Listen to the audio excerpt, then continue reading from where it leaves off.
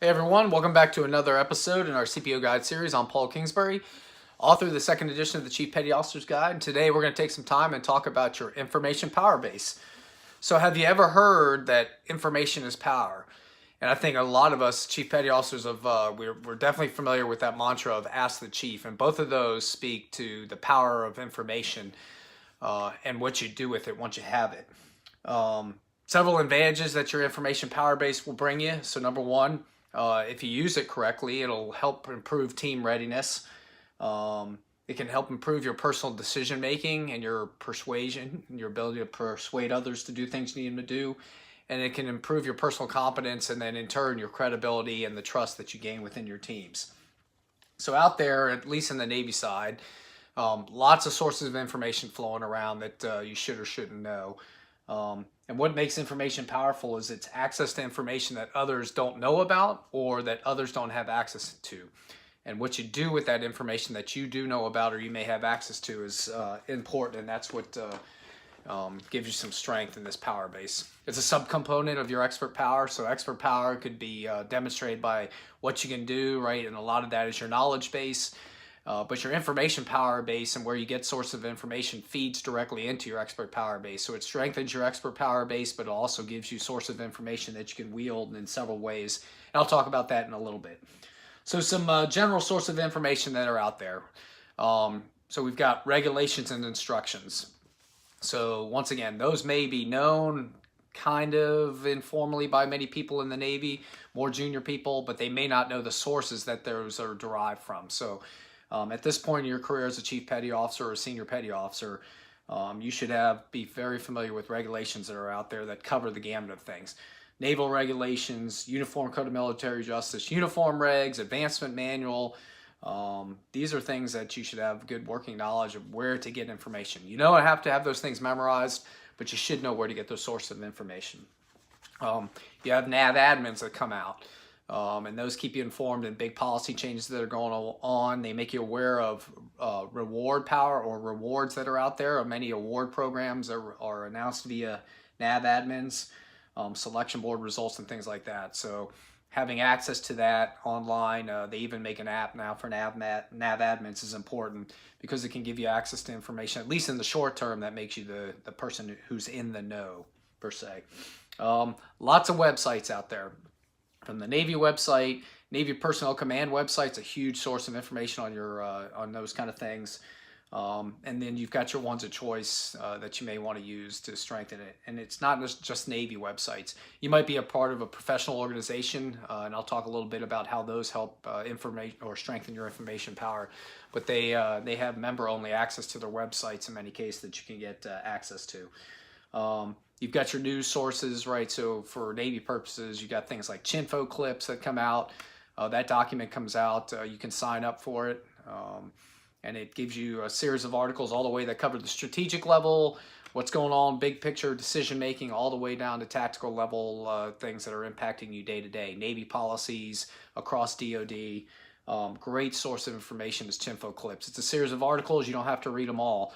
But I recommend you do a quick search for Chinfo clips and sign up, and those will come to your inbox every day. Source of information that most sailors don't have access to. Podcasts are out there. I don't even know a variety of, I know obviously we've got the Proceedings podcast. There's a few others that I'm following, but there's so many podcasts out there that serve as a great source of information and connect you with other people. So if you've got those or you learn about those can, especially if they're in areas of expertise that others may not have access to, that can help strengthen your information power base. Then we get into things like need to know information. So personnel records and databases, right? So the more senior you get, you can check out, and if you're in charge of division as an LPO or chief petty officer, division officer, what have you, you've got access to service records. So when people come in, you sit down, you've got access to information about these people that you can use to your advantage. And then during those personal interviews that I'll talk next, is the information they provide you gives you more information that you can use to shape your influence tactics as you move forward with your objectives. One of them is like the Fleet Temps database. that many people are not familiar with. The higher you get up, you can get access, and you can gain access to information on other people.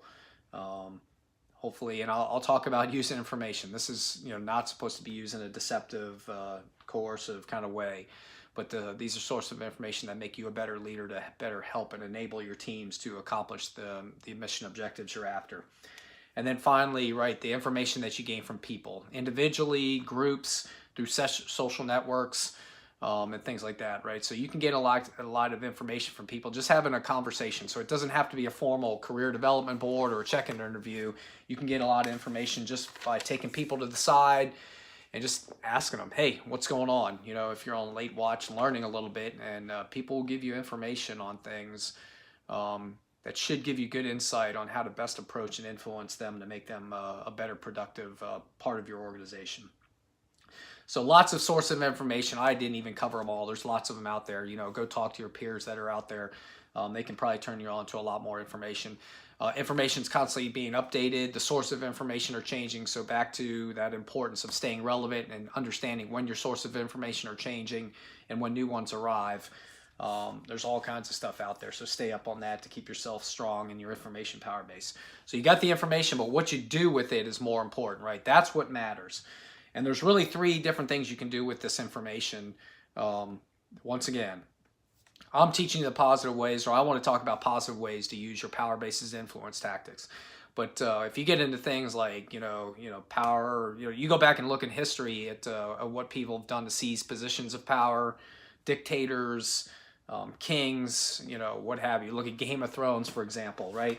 You'll see how people use information to their advantage in a more sinister way. I'm talking about using information in a positive way. So the first thing I want to encourage you to do is when you have information, you disseminate it, right? So you want to get that information out there to strengthen your teams, to increase their knowledge, to use it to improve your training and readiness.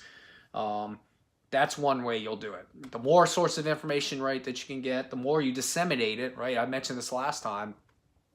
Now you're frankly, your expert power base is strengthened because you're taking this information, you're going out, and then you're teaching your teams to apply it and how they can use it. And then yes, you want them to become proficient in this source of information and getting sources of information as you train and develop your reliefs. Part of what you're training for them in their expert power base, frankly, is sources of information that they can get. Now, what they do with that information that they have access with is up to them. But you strengthen yourself by pushing out as much information as you can. So, and that's going to in turn increase your personal credibility and increase your personal power. The next thing you can do, you can withhold information. And I'm not saying that's necessarily bad. Once again, the context of things matter. So there's times when you're going to have to withhold. And when would you withhold? So first thing you would withhold information for is if you want to protect people. So I'll use the simple example of if you're on an aircraft carrier and you're doing an underway replenishment, you're alongside, lots of people are engaged and focus on that evolution. And perhaps the CEO gets knowledge that, hey, ops got knowledge that, hey, they're changing the ship schedule and, we're going to extend our deployment. Probably during that unrep is not the time you want to let the crew know, right? Because immediately when you put that out, that's probably not going to shift them to high levels of commitment. It's probably going to bum them out for a bit and misfocus them. So there's a time and a place for pushing out information. So that may be one reason you want to hold it, to protect someone. Maybe you've come across information that someone knows about them, a boyfriend or girlfriend's cheating, something like that. You might not want to be the person to deliver that necessarily, and you might want to withhold it in the short term, okay? The other thing you can do, now you get into more sinister stuff, I can withhold information to control people, and I can withhold information so other people don't know where it's going to, so I look like the go-to person, right? So in a selfish way, I withhold this information to keep myself as the single sole source, right? And for whatever reason people do that, maybe they're insecure, maybe they feel weak in their expert power base, but usually in many cases, making yourself the go-to source, I don't think is a positive thing to do. And I'll talk a little bit about the risk you're taking here in a second. And the third thing you can do is you can manipulate information. So a lot of talk these days about fake news. So you got to validate your sources of information, right? So people that are feeding you information may be manipulating it to their own ends, right? And those might not be in your best interest. But I think when you manipulate information, one less sinister way I would do it, right, is, hey, there's two sides to every argument, right? So I might shape my, I might have information on certain statistics about an argument that put that argument in my favor. So it strengthens my rational persuasion attempt to influence other people. So that would be a less sinister way of using it. And then you get into, hey, I'm going to manipulate information to control or deceive, right? And once again, context matters. So on your personal relationships with people and teams, I don't want you using this. We don't want to manipulate information to control or deceive. But it may be something as the norm, but it may be something that you do if you're going to couple it with some of your other power bases. And I'll talk through a few of those in a minute. We do this in warfare, right? We deceive, right? We use information that intel gains, and maybe we've got information on certain things that we don't want the enemy to know that we have information on, right? So we will withhold and deceive it, right, to meet our war fighting objectives. But usually when you're talking about your one-on-one personal interactions with people, you're taking more risk than you are good with withholding or manipulating information. So like with all other power bases, you can couple this one with other power bases. So I can couple information power with coercive power. I've always told I can couple information power with reward power, right? I can give you information and reward. And I can use my connection power to strengthen my information power base, right? So through my connection power and the people I know, I get access to more information, or I learn about other sources of information that others may not know or have access to as well. Okay, so as with all things, context and intent of using this power base matter. So I'm going to caution you, if you're going to withhold or manipulate information, do that, at risk to your own personal power base, because if people get root that you've been doing that, and it's not serving their best interests, your personal power base is going to take a hit, your credibility is going to drop, and the trust within your organization is going to erode. Okay, so talk through some of those situations within the mess with your peers, with leaders who've been there, done that. Learn about how they share information. Walk through some cases when they've withheld it or manipulated information, actually to help to good effect, or where it caused bad effects as well, so you can get a better sense of that. So question to ask yourself, what am I doing to strengthen my information power base? And how am I using this power base to improve the readiness and the warfighting readiness of my team? Okay, so a little talk on information power. So thanks again for watching. If you haven't gotten the Chief Petty Officer's Guide, it's available again at www.usni.org/press/books. If you put in promo code CPO40, you'll get 40% off the CPO guide for watching this video series. Good luck to you. I want you to take this information. I want you to learn. I want you to reflect. I want you to improve. And then I want you to go out and make a positive difference in the people and the teams you're leading. Until next time, I'll see you then.